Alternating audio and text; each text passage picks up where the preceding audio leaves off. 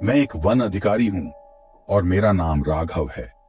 मैंने जंगल में कई रातें बिताई हैं, लेकिन उस रात की बात कुछ अलग थी। वह अंधेरी रात थी। आसमान में बादल घने थे और चांदनी का कोई निशान नहीं था। मैं अपनी जीप से जंगल के गहरे हिस्से की ओर बढ़ रहा था। जंगल का रास्ता बेहद खतरनाक और कठिन था, लेकिन मुझे आदत हो चुकी थी। वह क्षेत्र काला वन के नाम से जाना जाता था। लोगों में इस जंगल के बारे में कई किस्से कहानियां थीं। कहते हैं कि इस जंगल में जो भी घुसता है वो कभी लौट कर नहीं आता। मुझे उन कहानियों पर विश्वास नहीं था, लेकिन उस रात मुझे उन कहानियों की सच्चाई का एहसास हुआ। जब मैं जंगल के अंदर गहरा चला गया तो मेरी जीप अचानक रुक गई। मैंने इंजन चेक किया, लेकिन कोई समस्या नजर नहीं आई। तभी अचानक चारों ओर सन्नाटा छा गया। हवा की सरसराहट भी थम गई थी। मुझे ऐसा लगा जैसे कोई मुझे देख रहा हो। मैंने अपनी टॉर्च निकाली और चारों ओर देखा, लेकिन कुछ नहीं दिखाई दिया। थोड़ी देर बाद मैंने जीप को फिर से स्टार्ट करने की कोशिश की और यह चमत्कारिक रूप से चालू हो गई। मैंने राहत की सांस ली और आगे बढ़ने लगा, लेकिन कुछ ही दूरी पर मुझे एक अजीब सी आवाज सुनाई दी। ऐसा लग रहा था जैसे कोई रो रहा हो। मैंने जीप रोकी और आवाज की दिशा में चलने लगा। जंगल में रात के समय आवाजें बहुत साफ सुनाई देती हैं। मैं उस आवाज का पीछा करते हुए एक पुराने टूटे फूटे घर के पास पहुंचा। यह घर जंगल के बीचों बीच था और काफी पुराना लग रहा था। मैंने टॉर्च की रोशनी उस घर की ओर डाली और देखा कि दरवाजा खुला था। मेरे मन में अजीब सा भय उत्पन्न हो गया, लेकिन मैं अंदर चला गया। घर के अंदर घुसते ही मुझे एक ठंडा झोंका महसूस हुआ। ऐसा लगा जैसे कोई अदृश्य शक्ति मुझे धकेल रही हो। अंदर अंधेरा था, लेकिन टॉर्च की रोशनी में मैंने देखा कि घर के अंदर कई पुरानी तस्वीरें टंगी हुई थीं। तस्वीरों में एक ही परिवार के सदस्य नजर आ रहे थे। उनके चेहरे पर एक अजीब सी उदासी थी। तभी मुझे फिर से वही रोने की आवाज सुनाई दी। मैंने टॉर्च की रोशनी आवाज की दिशा में डाली और देखा कि एक कमरे में एक महिला बैठी हुई थी। उसकी साड़ी पुरानी और फटी हुई थी और उसके बाल बिखरे हुए थे। उसने अपना चेहरा अपने हाथों में छिपा रखा था और जोर जोर से रो रही थी। मैंने साहस जुटाया और उससे पूछा, आप कौन हैं और यहाँ क्या कर रही हैं? वह महिला एकदम चुप हो गई और धीरे धीरे अपना चेहरा ऊपर उठाया। उसके चेहरे पर भयानक घाव थे और उसकी आंखें खून से लाल थीं। मैंने पीछे हटने की कोशिश की, लेकिन मेरे पैर जैसे जम गए थे। वह महिला खड़ी हो गई और मेरे पास आने लगी। मेरे दिल की धड़कन तेज हो गई और मैंने किसी तरह से खुद को संभालते हुए वहां से भागने की कोशिश की, लेकिन तभी दरवाजा अपने आप बंद हो गया और घर के अंदर अंधेरा छा गया। मैंने अपनी टॉर्च बंद कर दी और चारों ओर देखने लगा, लेकिन कुछ दिखाई नहीं दे रहा था। तभी मुझे महसूस हुआ कि कोई मेरे पीछे खड़ा है। मैंने धीरे धीरे पीछे मुड़कर देखा और पाया कि वह महिला मेरे ठीक पीछे खड़ी थी। उसकी आंखों में नफरत और दर्द की झलक थी। वह बोली, तुम्हें यहां नहीं आना चाहिए था। अब तुम्हारा भी वही हाल होगा जो हमारे परिवार का हुआ था। मैंने हिम्मत जुटाकर पूछा, तुम्हारे परिवार का क्या हुआ था? वह महिला बोली, हमारे परिवार को इस जंगल की आत्माओं ने मार डाला।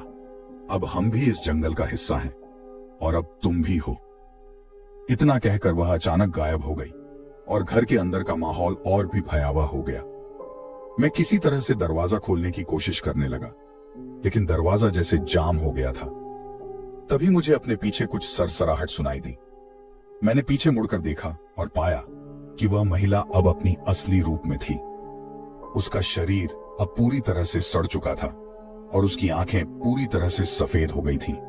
उसने अपनी हाथ बढ़ाए और मेरी ओर बढ़ने लगी। मैंने अपनी पूरी ताकत लगाई और दरवाजा तोड़कर बाहर भागा। बाहर निकलते ही मैंने देखा कि जंगल की हरियाली अचानक सूख गई थी और आसमान में काले बादल छा गए थे। मैंने जीप की ओर दौड़ लगाई और किसी तरह से उसमें बैठकर इंजन स्टार्ट किया। जीप स्टार्ट होते ही मैंने तुरंत वहां से निकलने की कोशिश की। जंगल के रास्ते में मुझे कई अजीबोगरीब आवाजें सुनाई दी, लेकिन मैंने उन्हें नजरअंदाज किया और जीप की रफ्तार बढ़ाई।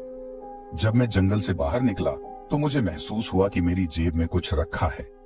मैंने जेब में हाथ डाला और देखा कि वहां एक पुराना लॉकेट था। उस लॉकेट में उसी महिला की तस्वीर थी जिसे मैंने घर में देखा था। मुझे समझ में आ गया कि मैं अब उस महिला और उसके परिवार की कहानियों का हिस्सा बन चुका था। अब मेरा जीवन भी उन आत्माओं के अधीन था। उस रात के बाद मैंने अपनी नौकरी छोड़ दी और उस जंगल से दूर चला गया। लेकिन वह भयानक रात और वह आत्माएं हमेशा मेरे सपनों में आती रहीं। अब हर रात जब मैं सोने की कोशिश करता हूं तो मुझे वही रोने की आवाजें सुनाई देती हैं। शायद मैं भी अब उस जंगल का हिस्सा बन चुका हूं, भले ही मैं वहां से बचकर निकल आया हूं। यह कहानी हमेशा मेरे साथ रहेगी और मैं कभी भी उस रात को नहीं भूल पाऊंगा। वह दिन मेरी जिंदगी का सबसे डरावना दिन बन चुका था। मैंने अपनी नौकरी छोड़ दी थी और अब एक छोटे से गांव में रहता था, लेकिन वह भयानक यादें और आत्माओं की डरावनी छाया हमेशा मेरे साथ रहती थी। हर रात जब मैं सोने की कोशिश करता तो मुझे वही रोने की आवाजें सुनाई देती और अक्सर नींद में डरावने सपने आते। एक दिन मेरे पुराने दोस्त अर्जुन, जो मेरी ही तरह वन अधिकारी था, मुझसे मिलने आया। मैंने उसे सब कुछ बताया। उसने मेरी बातों को गंभीरता से सुना और कहा, राघव, हमें इस रहस्य को सुलझाना होगा।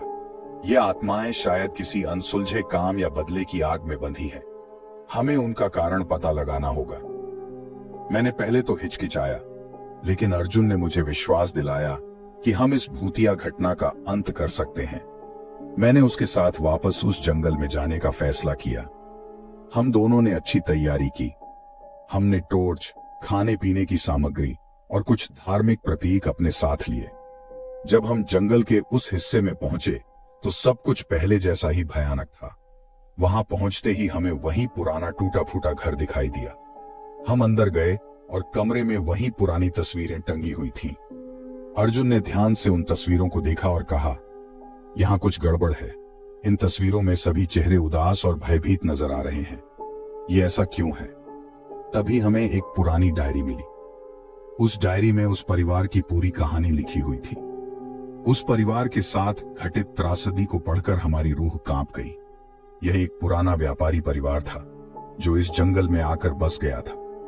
उन्होंने सोचा था कि जंगल में लकड़ी के व्यापार से उन्हें मुनाफा होगा, लेकिन एक दिन कुछ चोरों ने उनके घर पर हमला किया, उन्हें बेरहमी से मार डाला और घर को आग के हवाले कर दिया। उनकी आत्माएं तब से इस जंगल में भटक रही थीं, क्योंकि उनकी आत्माओं को शांति नहीं मिली थी। यह सब जानकर अर्जुन ने कहा, हमें इन आत्माओं की शांति के लिए कुछ करना होगा। हमें एक पंडित की जरूरत है जो इन आत्माओं को मुक्ति दिला सके। हमने तुरंत एक पंडित को बुलवाया। पंडित जी ने कहा, इन आत्माओं को शांति देने के लिए हमें यहाँ एक यज्ञ करना होगा। हमें इन आत्माओं की शांति के लिए प्रार्थना करनी होगी। अगली रात हमने यज्ञ की तैयारी की। पंडित जी ने मंत्रोच्चार शुरू किया और हम सब मिलकर प्रार्थना करने लगे। तभी अचानक तेज हवाएं चलने लगी और घर के अंदर की रोशनी बुझने लगी। ऐसा लगा जैसे आत्माएं हमें रोकने की कोशिश कर रही हों। पंडित जी ने हमें धैर्य रखने के लिए कहा और मंत्रोच्चार जारी रखा।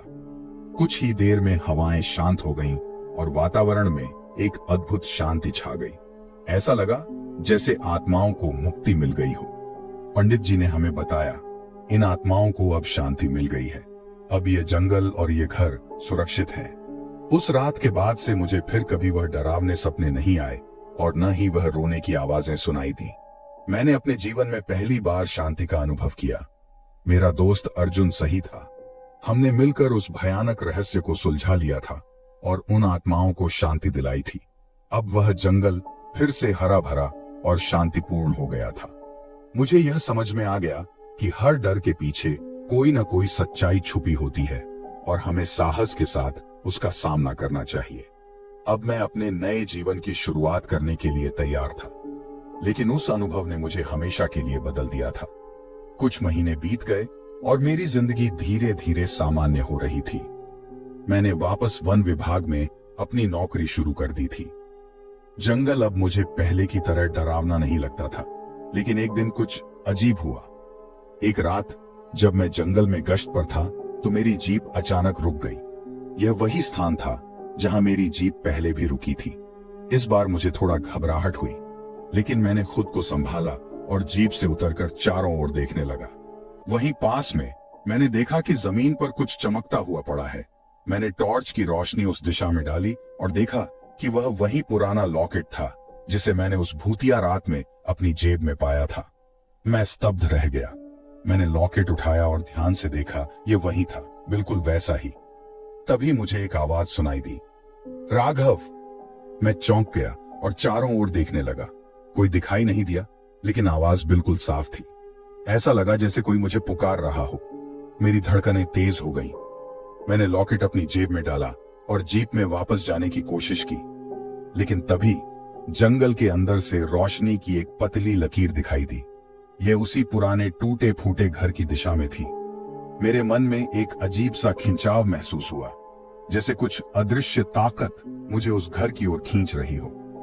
मैं धीरे धीरे उस रोशनी की दिशा में चल पड़ा। जब मैं घर के पास पहुंचा तो देखा कि दरवाजा खुला था और अंदर से रोशनी आ रही थी। मैंने अंदर झांका और देखा कि घर के अंदर एक पुरानी लकड़ी की मेज पर एक किताब रखी हुई थी। यह वही डायरी थी जो हमने पहले पाई थी। मैंने उसे उठाया और पन्ने पलटने लगा। तभी अचानक पन्नों से एक पुरानी तस्वीर गिर गई। उस तस्वीर में वही महिला और उसका परिवार था, लेकिन इस बार उनके चेहरे पर मुस्कान थी। तभी मेरे सामने एक धुंधली आकृति प्रकट हुई। वह वही महिला थी, लेकिन इस बार उसके चेहरे पर एक शांति थी। उसने मुझसे कहा, तुमने हमें मुक्ति दिलाई, लेकिन अब तुम्हें कुछ और करना होगा। हमारे परिवार का एक और सदस्य है जो अब भी इस जंगल में भटक रहा है। उसे भी शांति चाहिए। मैंने पूछा, वह कौन है और उसे कैसे शांति दिला सकता हूं? वह बोली, वह मेरा बेटा है। उसे इस जंगल में मारा गया था और उसकी आत्मा अब भी यहाँ भटक रही है। तुम्हें उसे ढूंढना होगा और उसकी आत्मा को मुक्ति दिलानी होगी। मैंने हिम्मत जुटाई और वादा किया कि मैं उसकी मदद करूंगा। उसने मुझे धन्यवाद कहा और धीरे धीरे गायब हो गई। अगले कुछ दिनों तक मैं और अर्जुन जंगल में उसके बेटे की आत्मा की खोज में जुट गए। हमने हर कोने की तलाशी ली, लेकिन कुछ नहीं मिला। एक रात जब हम थक कर घर लौट रहे थे, तो अचानक हमें जंगल के गहरे हिस्से से एक बच्चे के रोने की आवाज सुनाई दी। हम तुरंत उस दिशा में भागे और देखा कि एक छोटे से बच्चे की आत्मा वहां भटक रही थी। वह बहुत डरा हुआ लग रहा था। हमने पंडित जी को बुलाया और उनके साथ मिलकर फिर से यज्ञ की तैयारी की। पंडित जी ने मंत्रोच्चार शुरू किया और हमने मिलकर प्रार्थना की। थोड़ी देर बाद बच्चे की आत्मा ने हमें धन्यवाद दिया और धीरे धीरे गायब हो गई। उस रात के बाद जंगल पूरी तरह से शांत हो गया था।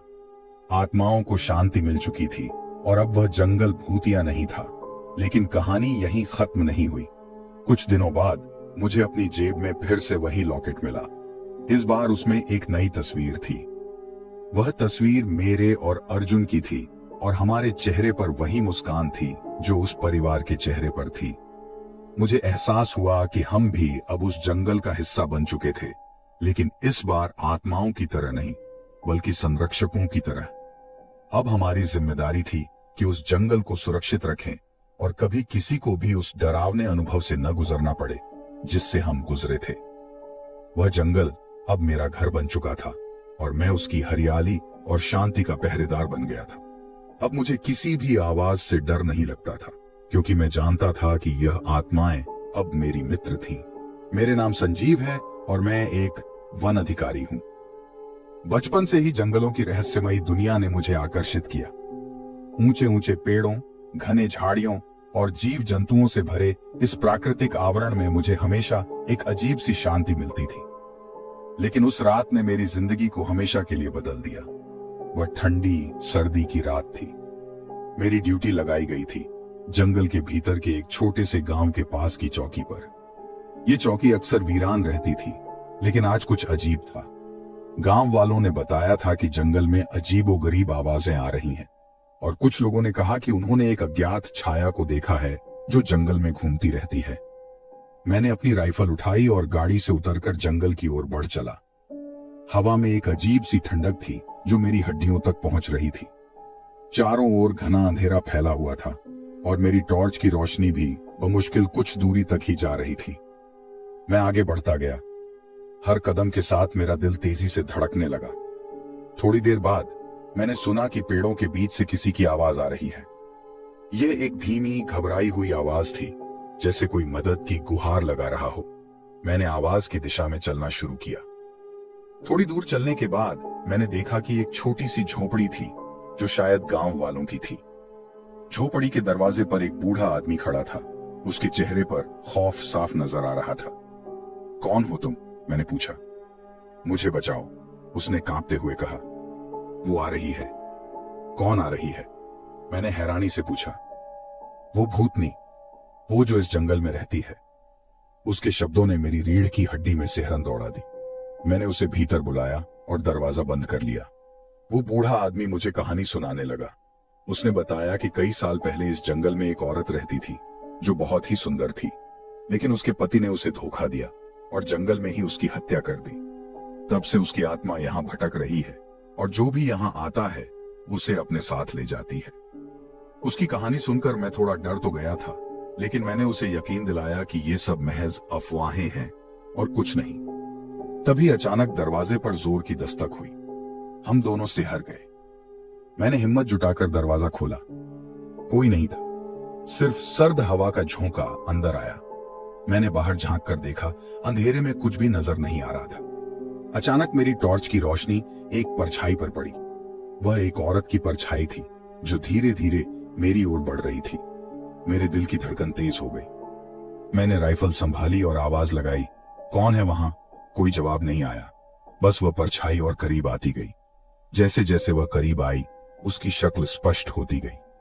उसकी आंखें बिल्कुल लाल थीं, चेहरा सफेद और बाल बिखरे हुए थे।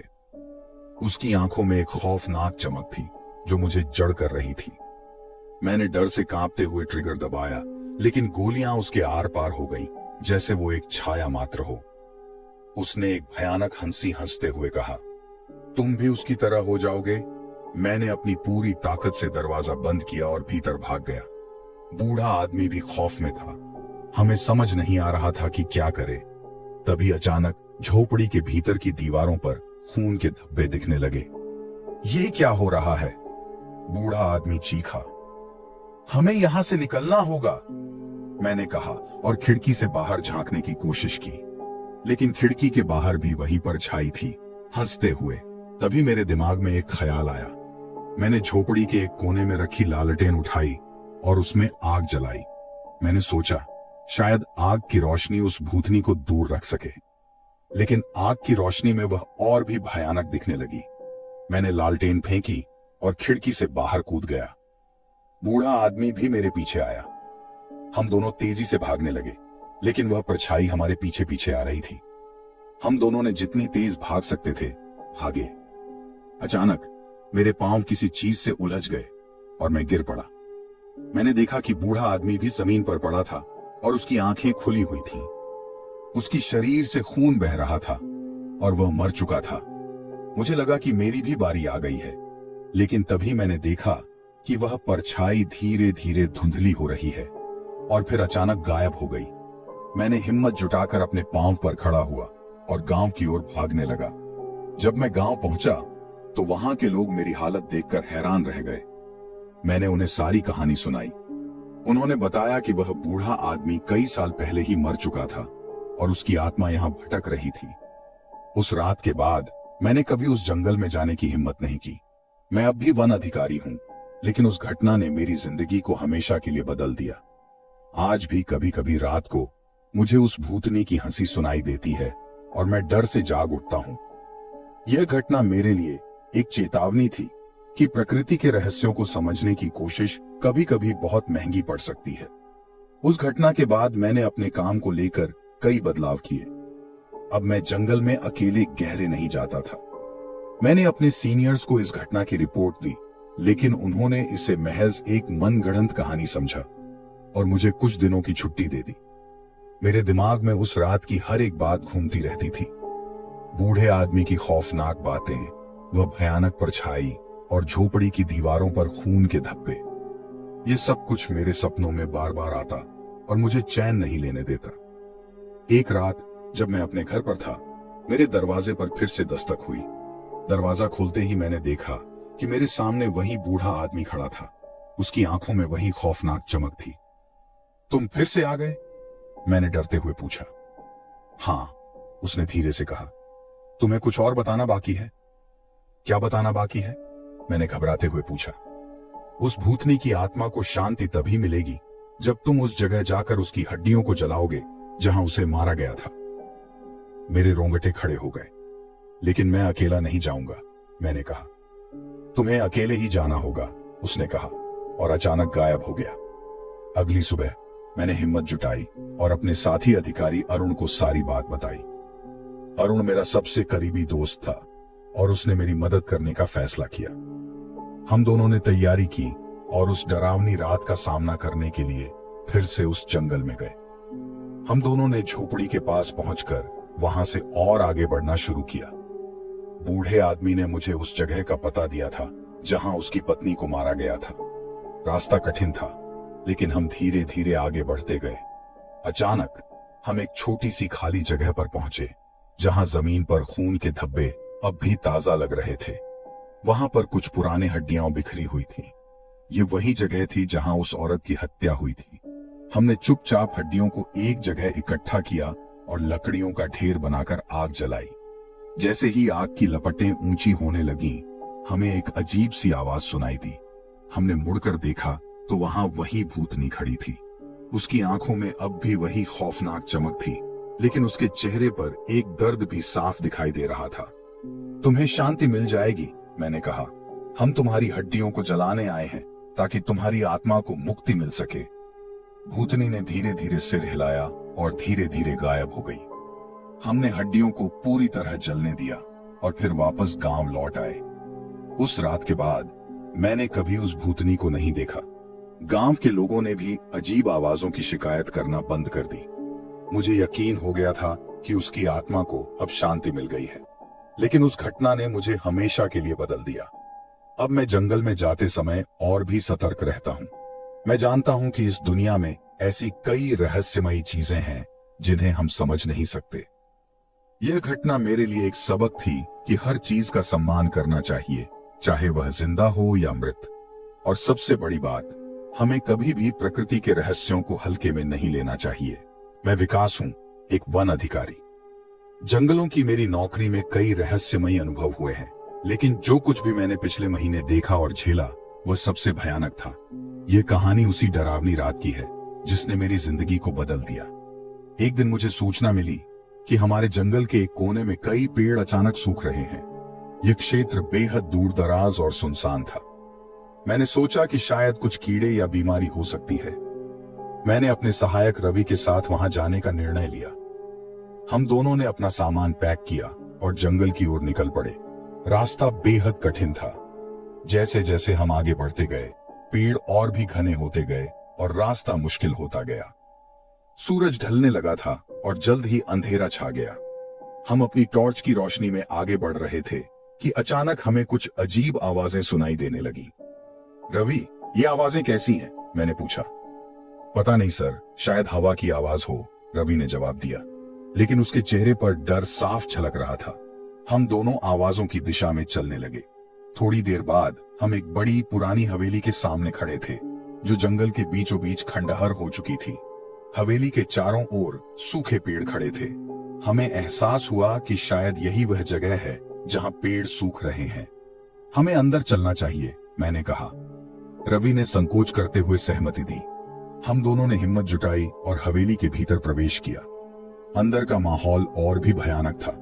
दीवारों पर धूल और मकड़ी के जाले थे। हर कदम पर फर्श चरमरा रहा था। अचानक हमें एक बच्चे के रोने की आवाज सुनाई दी। हमने सोचा कि शायद कोई बच्चा यहां फंस गया हो। हम आवाज की दिशा में बढ़े। एक कमरे के कोने में एक छोटा बच्चा बैठा था। उसकी पीठ हमारी ओर थी। बच्चे, तुम यहां क्या कर रहे हो? मैंने पूछा। वह धीरे धीरे मुड़ा। उसकी आंखें लाल थीं और चेहरे पर एक डरावनी मुस्कान थी। मैंने देखा कि उसके दांत लंबे और नुकीले थे। आप भी यहां फंस गए? उसने भयानक आवाज में पूछा। मेरे रोंगटे खड़े हो गए। रवि ने डर के मारे उसे पकड़ लिया और हम दोनों पीछे हटने लगे। तभी कमरे का दरवाजा जोर से बंद हो गया। हमने दरवाजा खोलने की कोशिश की, लेकिन वह नहीं खुला। बच्चा हमारे पास आता गया। उसकी आंखों में एक अजीब सी चमक थी। आप यहां से बच नहीं सकते, उसने कहा और अचानक गायब हो गया। दरवाजा अपने आप खुल गया। हम दोनों ने दौड़ते हुए हवेली से बाहर निकलने की कोशिश की, लेकिन बाहर निकलते ही हमें एहसास हुआ कि हम वापस उसी जगह पर आ गए थे जहां से हमने शुरुआत की थी। यह एक भूल भुलैया की तरह था। हम बार बार एक ही जगह पहुंच रहे थे। हमारी टॉर्च की बैटरियां भी खत्म होने लगी थीं। डर के मारे हमारी हालत खराब हो रही थी। हमें कुछ करना होगा रवि, मैंने कहा। लेकिन क्या? उसने घबराते हुए पूछा। तभी हमें एक बूढ़े आदमी की परछाई दिखाई दी। उसने इशारे से हमें अपने पास बुलाया। हम दोनों ने हिम्मत जुटाई और उसके पास गए। तुम्हें यहां से निकलना है? उसने धीमी आवाज में पूछा। हाँ, मैंने जवाब दिया। तो तुम्हें एक बलिदान देना होगा, उसने कहा। इस हवेली का शाप तभी खत्म होगा जब कोई अपनी जान देगा। हम दोनों हैरान रह गए। लेकिन किसकी जान? मैंने पूछा। तुम्हारे पास एक ही विकल्प है, उसने कहा और गायब हो गया। मैंने रवि की ओर देखा। हम दोनों समझ गए थे कि हमें क्या करना होगा, लेकिन यह निर्णय बेहद कठिन था। सर, मैं अपने परिवार के बिना नहीं रह सकता, रवि ने कांपते हुए कहा। मैं समझता हूं रवि, मैंने कहा, लेकिन हमें कुछ करना होगा। अचानक मुझे एक ख्याल आया। मैंने अपनी जेब से एक छोटा सा चाकू निकाला और अपनी कलाई काट ली। खून बहने लगा और मैंने उसे हवेली के फर्श पर गिरने दिया। शायद यह बलिदान काफी हो, मैंने कहा। धीरे धीरे हवेली का माहौल बदलने लगा। दीवारों पर लगी धूल और मकड़ी के जाले गायब होने लगे। दरवाजे अपने आप खुल गए और हवेली का भूतिया आभास खत्म होने लगा। हम दोनों ने जल्दी से बाहर निकलने की कोशिश की। इस बार हमें बाहर निकलने का रास्ता मिल गया। हम दौड़ते हुए जंगल से बाहर आए और वापस अपने बेस कैंप पहुंचे। उस रात के बाद मैंने कभी भी उस हवेली के पास जाने की हिम्मत नहीं की। रवि भी मेरे साथ था और हम दोनों ने इस घटना को कभी किसी को नहीं बताया। मेरा हाथ ठीक हो गया, लेकिन उस रात का डर अब भी मेरे मन में बसा हुआ है। मुझे यकीन हो गया कि जंगलों में कई ऐसे रहस्य हैं जिन्हें हम समझ नहीं सकते, और कभी कभी इन रहस्यों से बचने के लिए हमें अपनी जान की बाजी भी लगानी पड़ती है। उस घटना के कुछ महीने बाद मैं और रवि सामान्य जीवन में वापस आ गए थे, लेकिन उस रात की यादें अब भी हमारे मन में ताजा थीं। हम दोनों ने कभी किसी को इस बारे में नहीं बताया, क्योंकि हमें डर था कि लोग हमारी बातों पर यकीन नहीं करेंगे और हमें पागल समझेंगे। एक दिन एक नया वन अधिकारी नील हमारे विभाग में शामिल हुआ। वह युवा और जोशीला था और उसे जंगलों की खोजबीन का बहुत शौक था।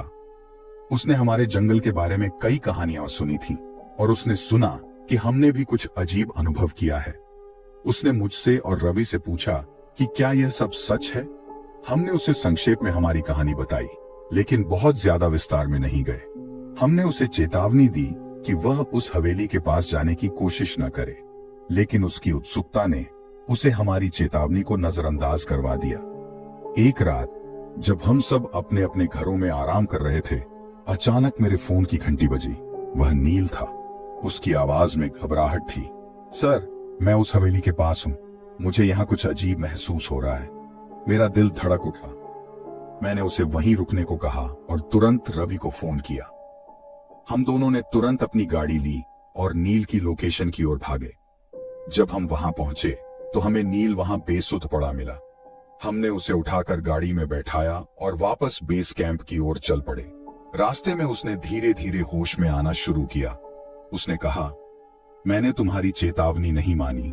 मैंने सोचा यह सब सिर्फ कहानियां हैं, लेकिन वहां सच में कुछ है, कुछ बहुत बुरा। नील ने बताया कि जैसे ही वह हवेली में प्रवेश किया, उसे अजीब सी आवाजें सुनाई देने लगी।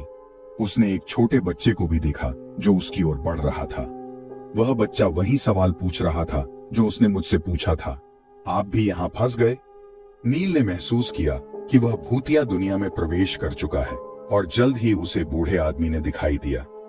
बूढ़े आदमी ने नील से वही बात कही थी जो उसने मुझसे और रवि से कही थी, तुम्हें यहां से निकलने के लिए एक बलिदान देना होगा। लेकिन इस बार कुछ अलग था। नील ने देखा कि बूढ़े आदमी की आंखों में एक अजीब सी चमक थी, जैसे वह हमें किसी नए शाप की ओर खींच रहा हो।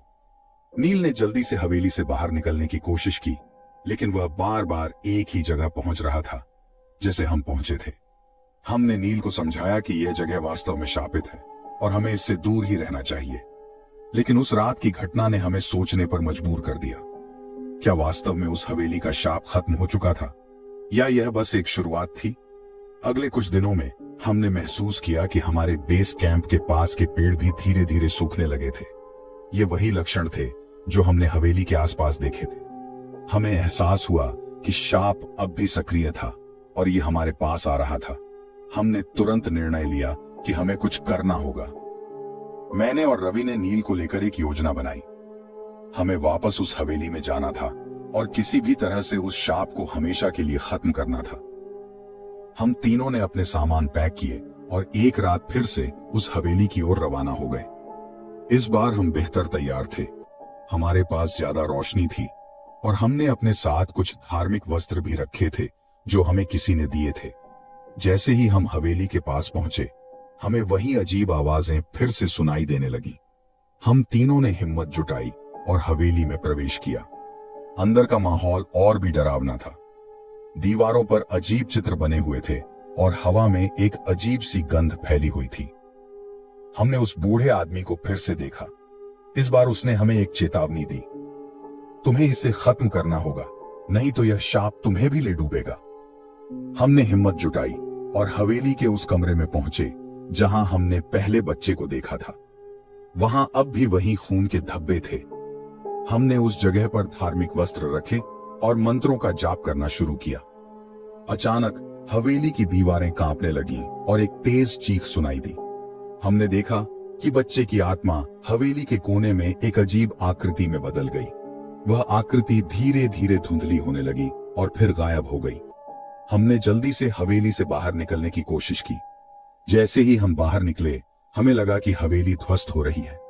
हमने दूर से देखा कि वह हवेली धीरे धीरे जमीन में धंस रही है। उस रात के बाद हमने महसूस किया कि जंगल में शांति लौट आई है। सूखे पेड़ फिर से हरे भरे होने लगे और अजीब आवाजें भी बंद हो गईं। हमें यकीन हो गया कि हमने शाप को खत्म कर दिया है, लेकिन उस रात की यादें हमारे मन में हमेशा के लिए बसी रहीं। हमें एहसास हुआ कि प्रकृति और उसके रहस्यों का सम्मान करना बेहद जरूरी है और कभी-कभी इन रहस्यों से बचने के लिए हमें अपनी जान की बाजी भी लगानी पड़ती है।